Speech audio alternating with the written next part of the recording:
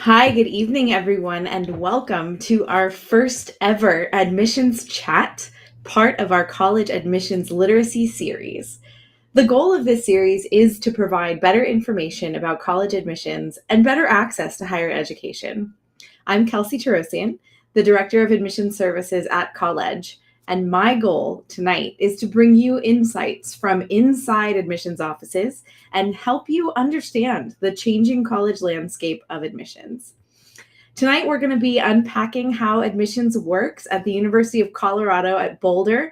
And my hope is that after a pretty wild year or even a couple of years in admissions, you're going to walk away feeling clearer about how the process does and does not work from the institutional side.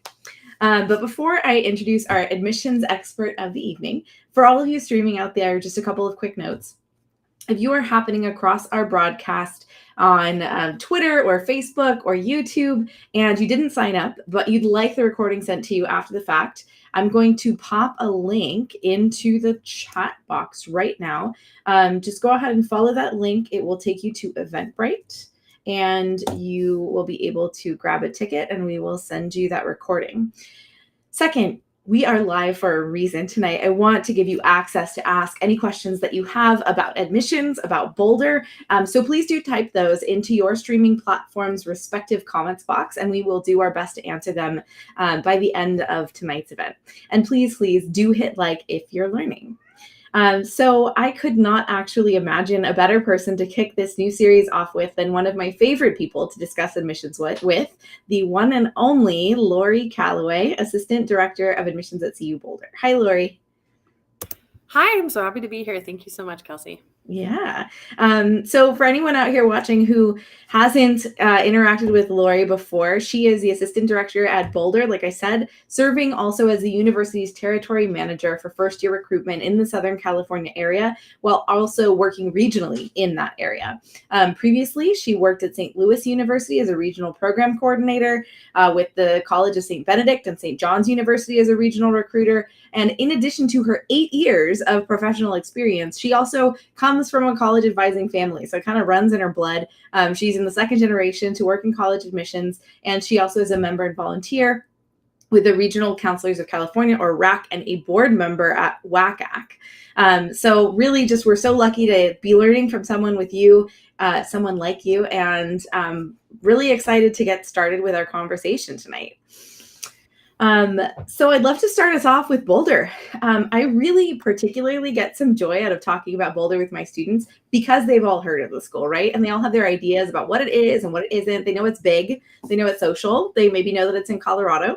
But that's kind of it. And so when I start sharing some of what I know about Boulder, I get to see students actually rediscover this gem of a school. But I'd love to hear from you. What are some of those really super special kind of unique programs you guys have that sometimes surprise students that don't know Boulder well yet?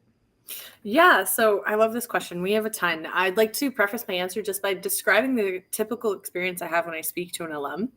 Boulder produces a lot of really passionate alums. I live in Southern California. I always tell my students who are considering us, go for a jog around Southern California wearing one of our shirts and see how many people try to shout "Go Buffs" at you. You'll get the sense of the alumni presence. And so we have tons of alums who will come and find me, and they always walk up to me really confident. They're like, "Hey, I want to tell you about my story." And they'll usually start like, "As you know," and then they tell me something I have never heard before. And this has been happening for 3 years. And they're all very common, like, "As you know," as one does, as everyone does, right? And then they'll mention something really niche and really particular, and we'll talk. And it's like, "Oh, well, this interest led to this interest, and I discovered this. And it was really pivotal that you had that." And then they think that that's a universal experience. And I have heard this for 3 years. And I know I'm setting myself up here, but I have actually never heard the same story twice. Wow. So I think that's really reflective of the university as a whole. We are the oldest university within the state of Colorado. We have had time, we're actually older than the state, and we've had time to grow the culture. So while a state like Colorado needs excellent business programs and excellent engineering programs, they also need excellent musical theater programs and excellent film production programs and excellent data science and information science and architecture and architectural engineering programs beyond aerospace engineering and finance. And those are areas where we're really well ranked, and we're proud of those programs. But our educational opportunities reflect all of the sort of nuance and niche interest that would come about as a state grew for the last 200 or so years. And our job was to provide the access to learning and the access to research around that. So we have done the same. So I do encourage students to consider us for basically anything other than nursing or zoology, basically. Yeah. Great. I love it. I remember in a previous conversation, you've told me about your amazing environmental engineering program, which Yes. I've never heard of anything like it. It kind of is at the intersection, if I'm not wrong, of arts and engineering, and it kind of environmental science and sustainability. Yes. And then also you have a phenomenal film program. And I think we do. One of the smaller programs, if I'm not wrong, on your campus. Yeah, I'd love to tell you a little bit more about that. So first of all, the film program is specifically the one that people refer to is the film production program. It is the top 25 ranked film production major in the US. Wow. Atypically for a lot of film production programs, it does not require an audition or any sort of portfolio component because, again, as the flagship school, we have an access responsibility. So everyone would apply into this program, into the Moving Image and Cinema Studies program, which is the Bachelor's of Arts program. And you can go into film theory, you can go into the history and the culture and how it impacts, how we view our society as America today and in past, or in your second year, after working with the program for the entire first year, you then get to apply to the program using the materials you've created in the program for the film production BA. So you have time to discover your viewpoint. You have time to discover the expertise and the viewpoints of the program. You get time to build what your sort of trajectory towards your thesis and final shows will be. And then you get to start in the program while still maintaining that 4-year graduation track. So if you're a student who hasn't had a time to put together a portfolio, if you've discovered that you love film in junior year and you haven't just had 70,000 creative thoughts to make all these different things together, which can be a lot for a creative person, you still have time to access a highly ranked program in this area. And that shows a lot of our approach to how we see access to education. And then environmental engineering is a natural for us. Colorado is one of the most environmentally focused states. If you look at our laws, we are the source of water for the entire Western United States and for a fair amount of Northern Mexico. So we are very aware of our impact ecologically, environmentally on the entire western half of the US and North America.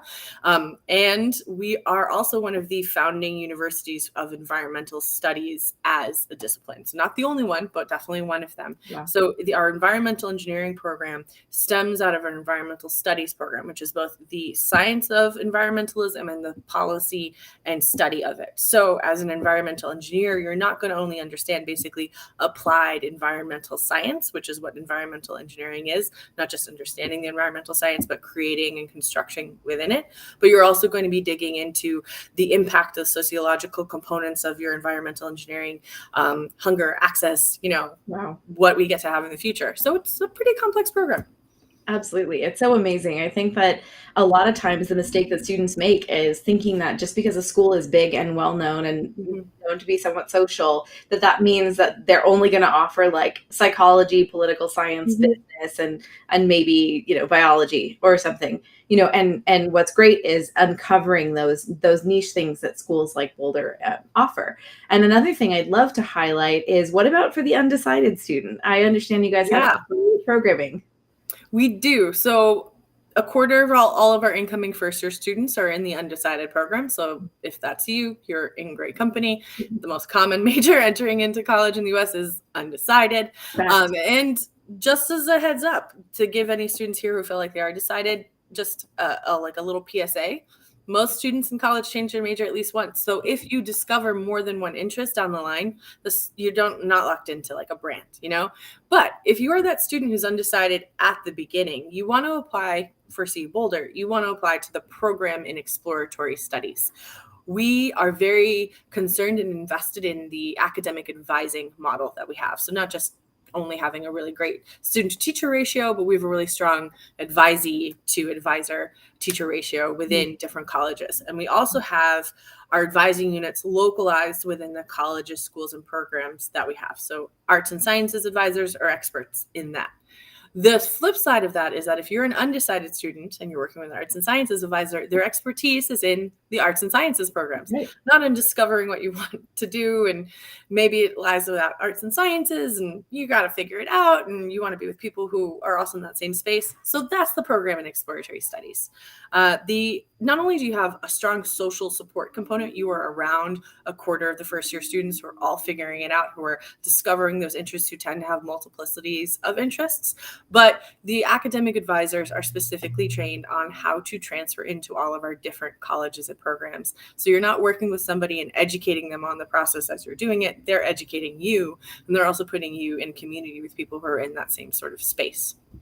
So amazing. Such great support at Boulder. And that actually leads into my next thought. I think what I hear a lot from students, Boulder is a large school, right? It's Yes. right around $30,000 undergraduates. Yes. Maybe each undergraduate is more than $1 probably. And sometimes the concern for students who are looking at a school that size is that they worry that they might get lost. Mm-hmm. How do you make a school like Boulder, or Boulder specifically, feel smaller as a student, and what kind of support services that does Boulder offer its students? Yeah. So I tell students that they really should follow the example. I try to explain that alumni story a lot to my students to encourage them to follow that example. Boulder is a place where you have to say a yes, and then another yes, and then another yes. So if you are waiting, because we are a large university, if you are waiting for the opportunities to literally come and knock at your door and pull you out of the room, that's probably not going to happen, because that's something typical of like a school of maybe 1,000 or 2,000 students across all 4 years, where they're going to go get you and bring you to class. For sure. Even though we don't have the ability to do that as a large school, we have within all of the large that we offer many, many, many, many different types of small. So you may look at like a College of Arts and Sciences major and be like, oh, well, the College of Arts and Sciences has half of all 120 majors. That's really large. Yeah, but astrophysics is actually about 600 students, So when even within half of all the majors, we've got 60 majors. So those students are divided in the College of Arts and Sciences into 60 different berths. And then you get into the other colleges and programs, and they're actually fairly small. Music is 500, engineering is 5,000, business is about 4,000.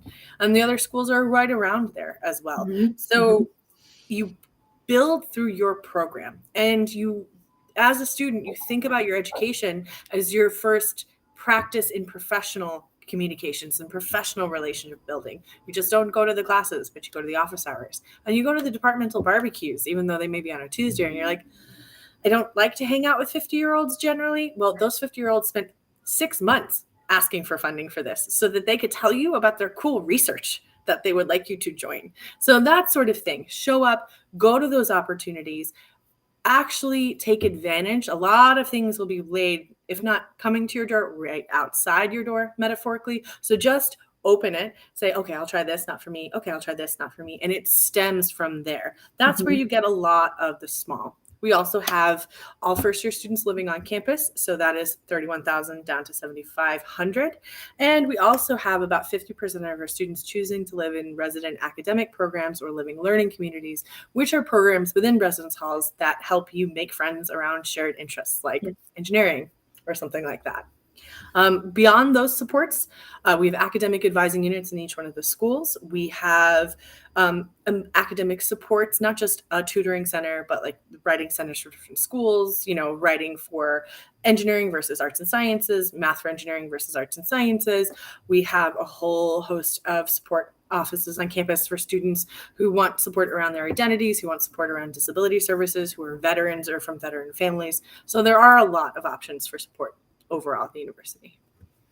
Thank you so much for kind of shedding some light on that. And I think we'll get into the other side of why an institution is invested in its student success and how through the admissions process in a minute. But I think I want to just pause and make a point for, students and parents who are out there watching. This really is the first point of kind of note you're facing as you begin the college research process or the college decision process if you're a senior, a lot of preconceived notions about the brands of colleges when you start.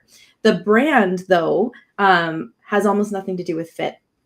And so I want to personally encourage each and every one of you to look deeper, to explore. You may find that a place like Boulder fits you better than you ever would have thought that it does, because maybe you are that film student who came to it a little late and doesn't yet have the crazy portfolio that you have to be able to submit at many of these types of high-level film programs.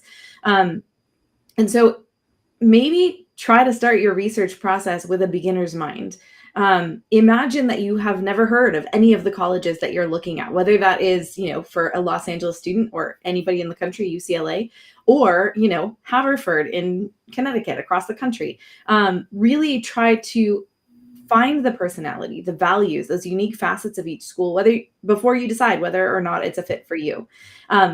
So with that noted, let's talk about admissions. We have, I think, well established that Boulder is a fantastic school. And I would love to start to kind of pull apart for students there's so much mystery and perception of mystery around how admissions works. And I'd love for you to just walk us through the basics of how your reading process, your admissions process goes at Boulder from your perspective.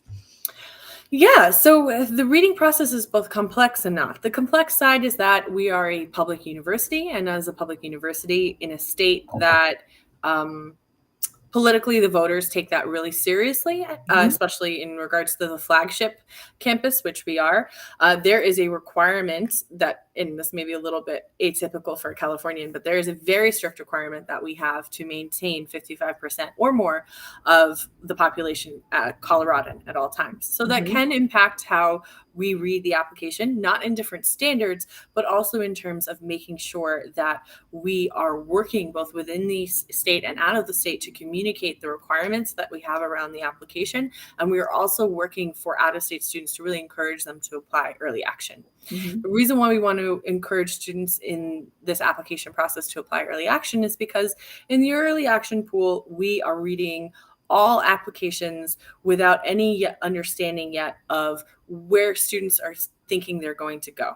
When we get to the regular decision timeline, a lot more students, especially Coloradans, have started to make it really clear whether or not they're staying in the state, whether they're going in the state, whether they're coming to us. So that can put a little bit more pressure for us on the regular decision read, specifically because if less Coloradans are staying in the state, we're going to be working to make sure that we're putting effort into getting every single one of them to say yes to us. And if we're trying to get them all to say yes to us, there may be fewer spaces to offer to out-of-state students at the regular decision to say yes to us. So when it comes to our review process, I do encourage students to apply early action off the bat. The caveat is, if you are a student who you think your 7th semester of high school is going to show an important change in trend or important continuation of a change in grade trend, then I would recommend that you hold out over to the regular decision review pool to then give yourself extra time to show that. However, if you don't feel like you need extra time to show your academic fitness for the school, apply early action. Once you do, what we're doing is we're reading your application incredibly holistically. I mentioned in conversation before, but usually when I'm reading an app, I don't know the name of the student. I am vaguely aware of any of the demographic background. Like if I've skimmed it, it's kind of gone by the 3rd page. And until I get to the last part of the application where I'm looking at the school profile, which tells me, for example, like schools in Santa Monica USD don't offer advanced courses, and they don't, or they do, but they don't weight the GPA for those advanced courses. So a school profile will tell me something like that. Give me those really important kernels of why your transcript looks the way you do, because it'll define the parameters of what you got to do. But until I get there, I probably don't even have an idea of what school you went to. So what I'm looking for starting off the bat is the first thing I get to is, how is the student doing in their senior year? I'm going to see your list of senior year courses. That's really important because that is the closest academic experience you are going to have to our first year. And if you are not coming in on sort of an upward crest or a strong path, if you're taking a break in senior year, our first year is going to be harder for you. We are a strongly academic school. So we look at that. As I'm moving through the app, I then am getting to the honors section. I can see if you've done anything that you're really proud of within your community or you've been recognized. That's good to know, but I'm going to really look into the application, the activity section more to help put that into context. I then get into the transcript, and then it's where we start reviewing really intensively. we are not just looking at your cumulative overall GPA. That is great. And congratulations to anyone who has a strong cumulative overall GPA. Mhm. But we are aware of what signs in a student's transcript indicate they're more likely to do well in their first year and to stay and continue through to their second year. We take that really seriously. That's a huge financial commitment to students. And also there's a lot of statistical evidence that shows that students who don't finish their first year do not return to college more so than they do.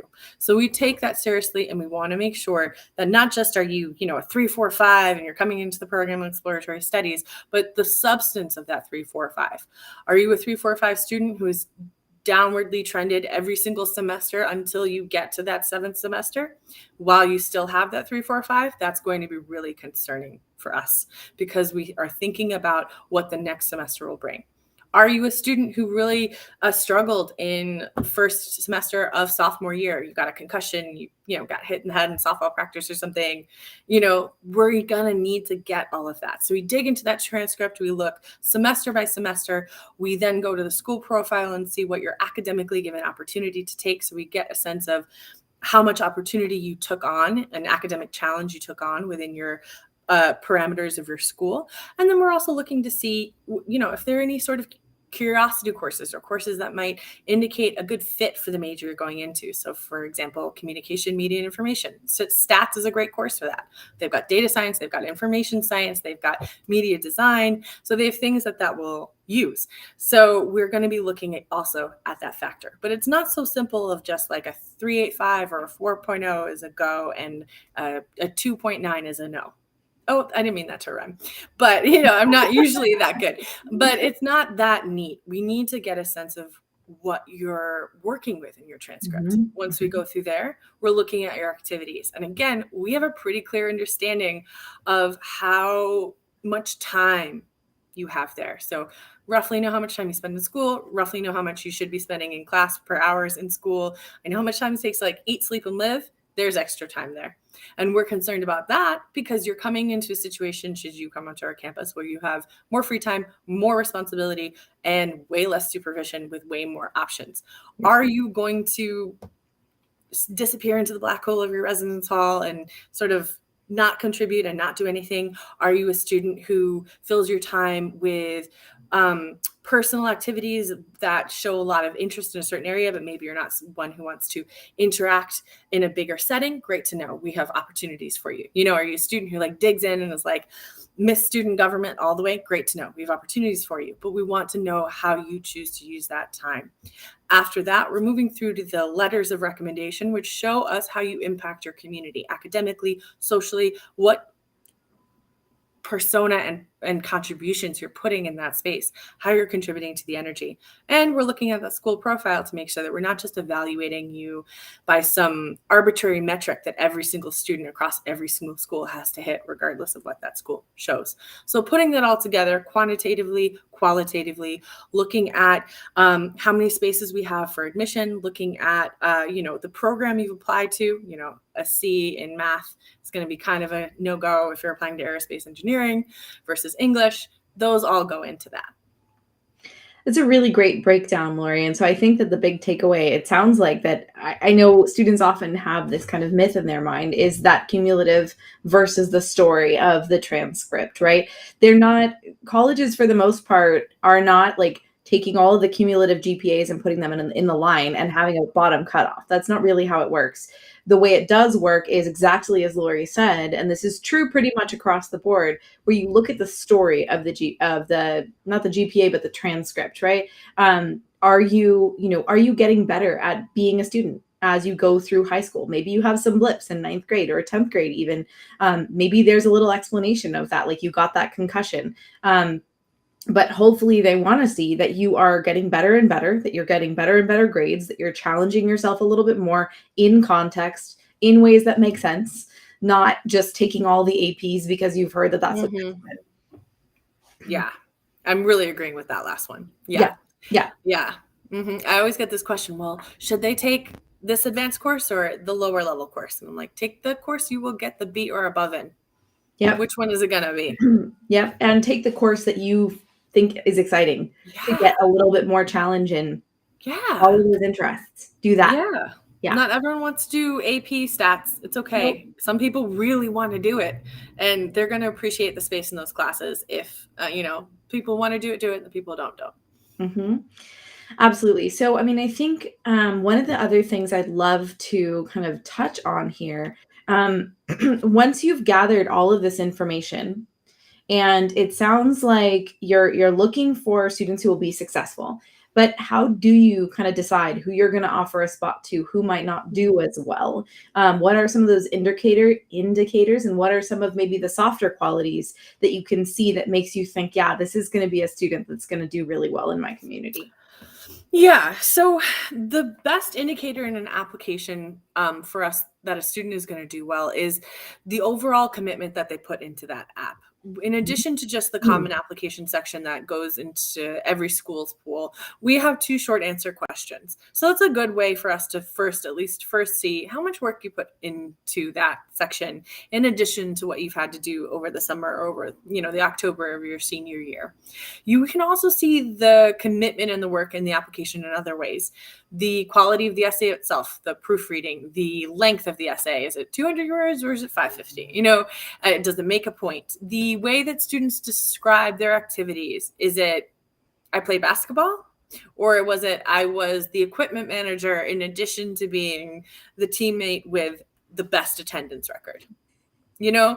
The context and the timing really matters. And it's not just saying, I want you to put in the effort, but by putting in the effort, you're going to tell me more. I'm going to learn more. I'm probably going to have a better understanding of the narrative. I wanted to just reference something you just said, though, Kelsey, too, as well. You were just talking about how we don't rank GPAs and cut them off at the bottom. Could you imagine if we did that? Could you imagine your social situation? Could you imagine if we just were like, well, you all kind of are the same, so let's put you all into a room. So we're not doing that, and we're not doing that in the application. We're trying to read instead of being like, quote unquote, because a lot of people's understanding of meritocracy and admissions is actually not meritocratic, but they're trying to, we're trying to get away from just ranking GPAs and picking them out and really responding to the care and the attention that a student has put into that application. Mm-hmm. We always talk in our office about how we read to admit. We're looking, will this work? Will this work? Is this going to work? Will it work over here? And what we need, and more than anything else to do that, is context and content. So that's why that best predictor of a successful application is taking the time to give us all of that, because in response, our office has the attitude of, we're going to try to find a way that it can work. Right. Sometimes it doesn't, but we're going to try. And if you make it easier for me by giving me more, it is just therefore, again, easier for me to do so. That's really a great little nugget, and I hope everybody really took that to heart. It is about that context. You want to give them more information as much as you can open yourself up to these admissions officers through your application. That's what the purpose of the application is. Beyond showing that you are academically ready, that other piece is really, really deeply important. And so I want to touch on something else that may not be as applicable to Boulder, but I would love to hear your thinking and your advice to students, which is that there's a lot of students out there that are facing what is kind of this perfect storm for seniors, especially, where we see a lot of colleges that were either had under-enrolled in 2019, or they had they were really worried at the beginning of the pandemic, and then as a result, they all kind of over-enrolled their students. They accepted too many, and then too many students said yes. And then on top of that, they had a bunch of deferrals. Some schools, discontinued spring admit programs, which can help a school deal with the numbers of students coming in and admit more students in that way. And so we have more students applying, actually, for fewer spots in many, many cases. Which is making for a situation where students are facing a lot of waitlists and denials that we wouldn't have predicted in previous years. And so I would love to hear, if there's any information, insight you can give about Boulder's numbers, what you guys have been seeing, but also your thinking as to, how should a student go about approaching this kind of changing admissions landscape and this kind of a perfect storm? Yeah, that's a great question. And it is multifaceted, but more importantly, it is multifaceted in that the answer will depend student by student. So it's not just multifaceted in that there are multiple parts, but Once you hear my understanding of the parts, you should then start thinking about how this applies to you. So just beyond my opinion, more applying it to yourself. So let's just start with some data and some facts. We did not see a large amount of deferred students. We were not one of the schools that were facing pressure on our facilities or our ability to support students because of, like a pinch of both deferred students coming back and regular cycle students applying. We were really fortunate in how we were situated for the pandemic. We are in a county and a city that is an equally empowered partner to the university. You can find in college towns that the college is the determiner of the economy, of what goes, and that can be a little unbalanced because, the voices of the people who live there don't get represented so strongly. But Boulder is a city that really appreciates having the university there and does not economically need it, in part because of the university being there. So we have a county public health department that had co-partnership with us and how we were managing the entire situation. And they partnered with us because we were the biggest population group within the county and we had a huge impact. So we got to utilize some of our strengths. For example, we created a 45-minute response rate COVID test at that time. It was one of the most technologically advanced because we had our researchers working on it by like April 2020. Wow. And yeah, they were just like pell-mell. That's what they did. They packed up their research, they moved to a new lab, they worked on it. But we were able to use that to have a robust testing protocol that enabled us to bring students back to campus and have them operate in modular groups. It wasn't ideal. No 17-year-olds like, what I want to do is I'm going to go to a college of 50 people and I just want to see 50 people for the entire time. But at that time, students were facing the choice of 50 people or no people. Yeah. And they were rather do a lifestyle, including 49 other people. Sure. So we were able to have a lot more students commit during those 2 years than maybe a typical school was seeing. They were coming, less students were deferring, less pressure was put on deferment. We had like a couple hundred. It wasn't a really big deal. We always have students defer anyway because we have a very favorable deferment policy. So we're not seeing these pressures. What we are seeing is that academically, what we're looking for has shifted a little bit. We did do a lot of work to figure out what it would mean to be an excellent fit for CU Boulder without a test score. We are strongly in favor of test optional admissions. We encourage students to apply without a test score if that works for them. And 55% of our students last year that we admitted did not send a score. Wow. So we had to do a lot more work on looking beyond the score to see what historically year over year has predicted a strong first year for all the reasons we discussed.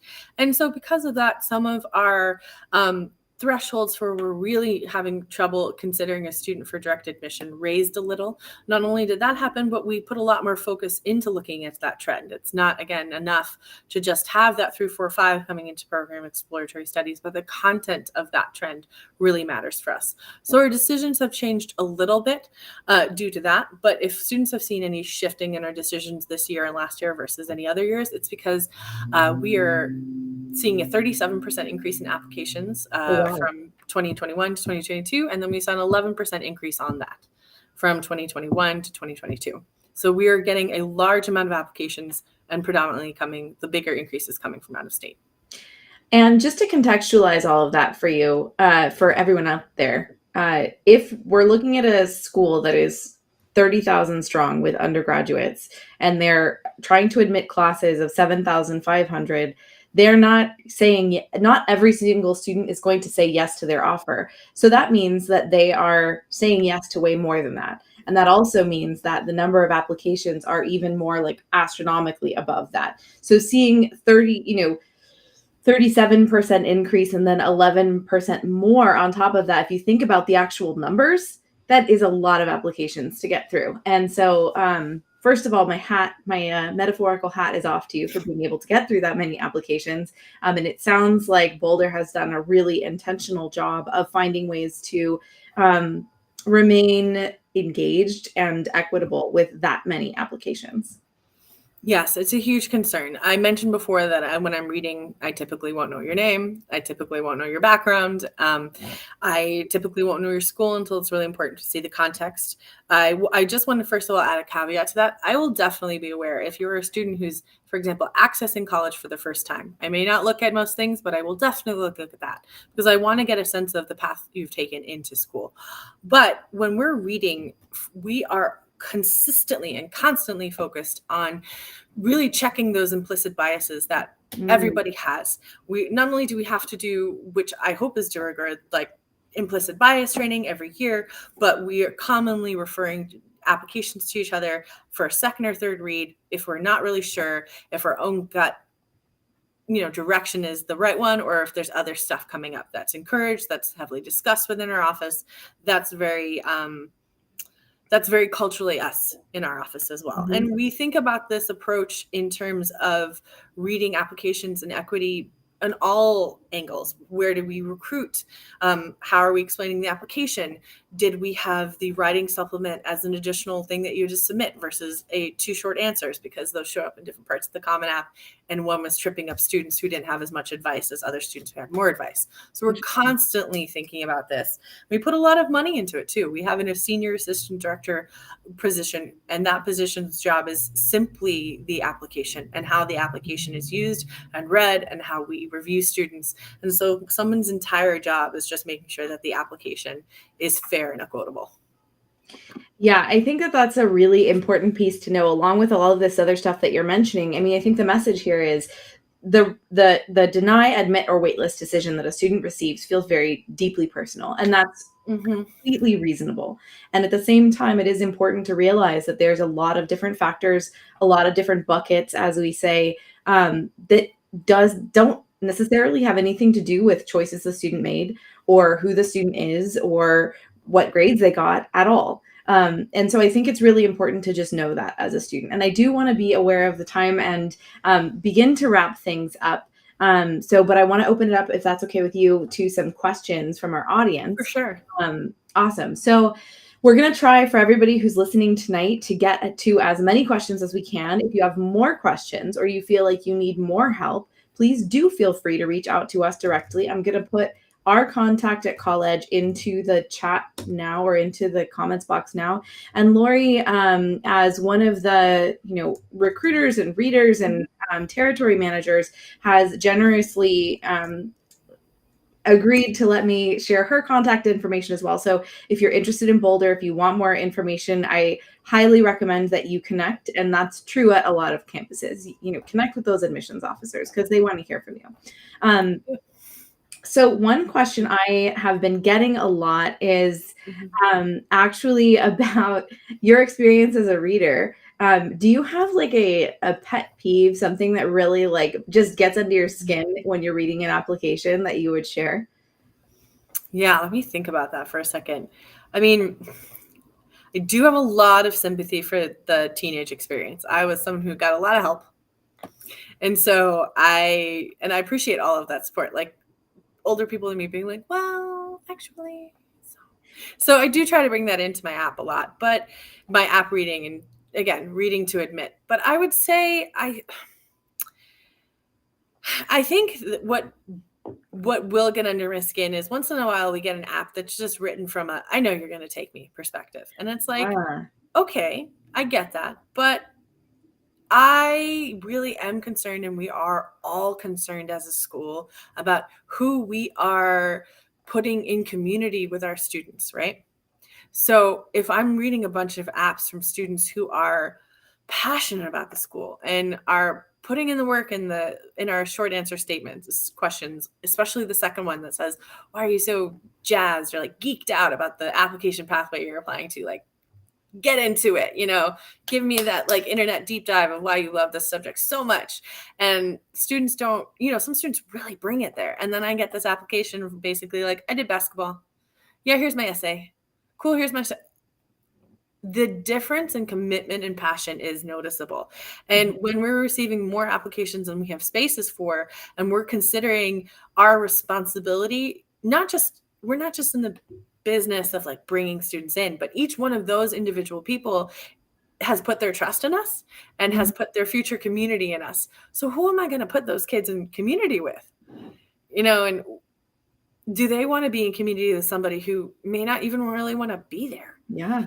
So I would say that would be probably my biggest pet peeve. Give us the reason why you want to be there. Commit to that application. And if you're not feeling it at that time, take that as an indication you need to do a little bit deeper dive of should you be doing that or not. Yeah, absolutely. I mean, it's so much work to apply to a college. Yes. So don't apply to schools that you're not, you don't actually have something you're really excited about. I think that's fantastic advice, Laurie. I'd also love to just touch on, for our seniors out there, there are a lot of people that got waitlisted this year. And I know that the waitlist is a tool that's used differently. And I want to, just touch for a moment on the waitlist. How does Boulder use the waitlist? Yeah. And what should students do if they have been waitlisted? Yes. So for us, we use the waitlist as a way to really continue potentially enrolling students who we're not able to admit at that point. So what that means is when we're at regular decision time, that's when we release our waitlists. We'll have a waitlist usually around regular decision. There will be usually students who are excellent academic fits for the university, but there may not be spaces in the program that they applied to, or they may have just applied and we have, have some concerns over the trajectory, or there may be something else that's come up in the application. Something else is like those 0.1%, and there are caveats and all of that. But when we're releasing those waitlist decisions, we are encouraging students to make decisions for their future based upon the yeses that we have. And we are saying, we know that you may not want to be waiting around for us. We do not expect you to be making more of a commitment to us than we're able to make to you at this point. And so because of that, we are a school that doesn't require students and does not consider if students demonstrate interest. Part of that is equity. We get 55, 60,000 applications. There's a significant amount of those students who would not know and not have the resources in terms of advising to be told to demonstrate interest. And when you have an app pool that large and you have a group of students that don't know about one of the metrics, it's fundamentally inequitable. Right. So we don't ask for that metric. And so that means that if you're waitlisted to CU Boulder, all you have to do to continue being considered, if we have spaces, is to say, thank you, I would like to accept my position on the waitlist. That's it. There are going to be schools out there that are going to really want you to demonstrate continued interest. We're not one of those. And so I do recommend that you save those thoughts and that energy to write those missives to schools that are definitely going to use them. We don't use it. It's not that we don't care. We read all of them. You should see our Teams chat. They're full of those emails and counselors being like, my heart. We care. We very much care. But we are not trying to ask you to do a song and a dance for us. Again, we're trying to keep this fair. So at the time we are putting you on the wait list, if we put you on the wait list, it's probably because while you were an excellent student, we are just slammed, literally slammed. There is not a place for a person anymore. And if you are interested, should we have spaces, we are really interested in knowing so. But we do not expect you to be waiting on us. We would love to have you if it works out, but don't expect that we're going to be able to necessarily give you an answer before May 1st, though we try to.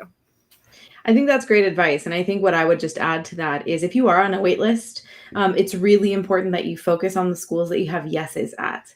And find your top school there. Even if you do have, you still are kind of burning a candle for CU Boulder or for any other school, and you're really hoping for that, go ahead and say yes to your favorite school of the options that you solidly have.